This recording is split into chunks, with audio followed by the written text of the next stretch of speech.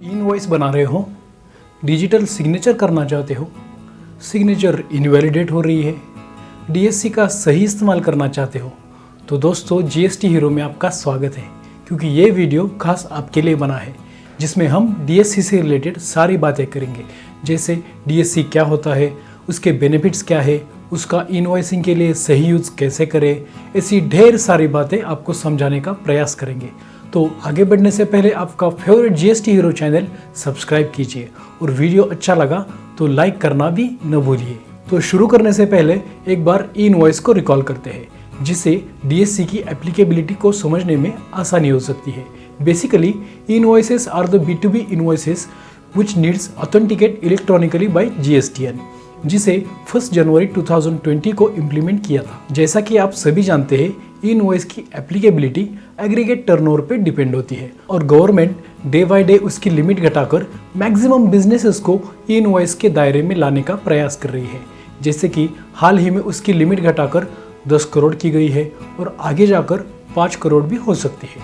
तो दोस्तों, इसी वजह से इनवॉइसिंग के साथ डीएससी का इस्तेमाल भी बढ़ता है, क्योंकि डीएससी एक ऐसा टूल है जिससे आपका काफ़ी काम आसान हो जाता है। मतलब आपको फिजिकल सिग्नेचर के साथ घंटों काम करने की ज़रूरत नहीं है। आसान भाषा में अगर जानेंगे तो समझ आता है कि ये एक डिजिटल सिग्नेचर है, जिससे जीएसटी डॉक्यूमेंट्स को इलेक्ट्रॉनिकली साइन करके ऑथेंटिकेट किया जा सकता है। बस आपकी डिजिटल सिग्नेचर आईटी एक्ट 2000 के अकॉर्डिंग होनी चाहिए, जिसे आप अपने पेन ड्राइव में स्टोर करके रख सकते हो। वैसे डीएससी अब जीएसटी के सभी फाइलिंग में मैंडेटरी है, लेकिन जीएसटी के सिवाय भी आपको उसकी एप्लीकेबिलिटी हर जगह पे महसूस होगी। For example, E filing income tax returns, E filing for registrar of companies, online auctions, challans, consignment notes, delivery orders जैसे कई डॉक्यूमेंट्स को वैलिडेट करने के लिए आप डीएससी का इस्तेमाल कर सकते हो।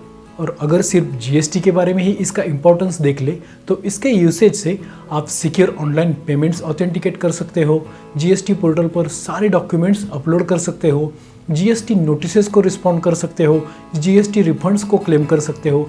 ऐसे सारे जीएसटी रिलेटेड वर्क आप डिजिटली साइन करके चुटकी में ख़त्म कर सकते हो।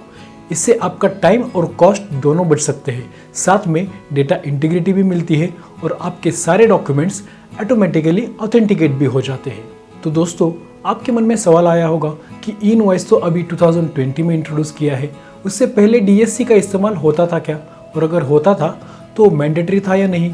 तो दोस्तों, पहले हमें सीजीएसटी रूल्स के अकॉर्डिंग सारे इनवॉइसेस फिजिकली साइन करने पड़ते थे।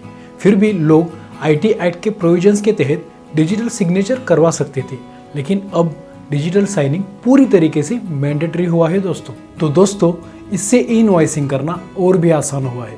बस आपको कुछ स्टेप्स फॉलो करने पड़ेंगे।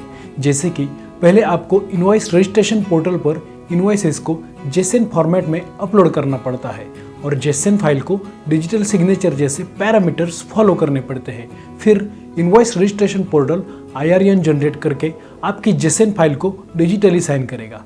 लेकिन इस प्रोसीजर में अगर आपने जेसन फाइल के साथ कोई भी छेड़छाड़ की तो आपका इनवॉइस इनवैलिडेट हो जाएगा दोस्तों।